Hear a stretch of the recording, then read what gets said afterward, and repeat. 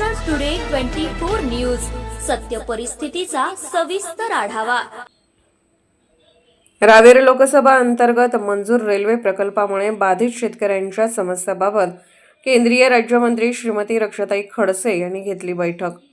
जळगावच्या रावेर लोकसभा मतदारसंघ अंतर्गत रेल्वे विभाग मार्फत विविध विकास प्रकल्पांना मंजुरी देण्यात आली असून या प्रकल्पासाठी जिल्हाधिकारी कार्यालयामार्फत जमीन संपादनाची प्रक्रिया सुरू आहे।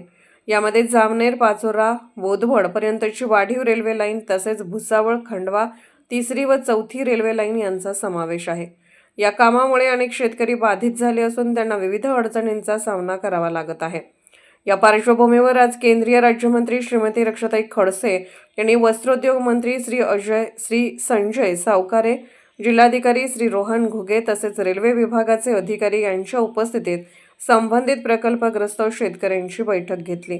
बैठकीदरम्यान शेतकऱ्यांच्या समस्या सविस्तरपणे जाणून घेऊन त्या तातडीने सोडवण्याबाबत संबंधित अधिकाऱ्यांना आवश्यक त्या सूचना देण्यात आल्या।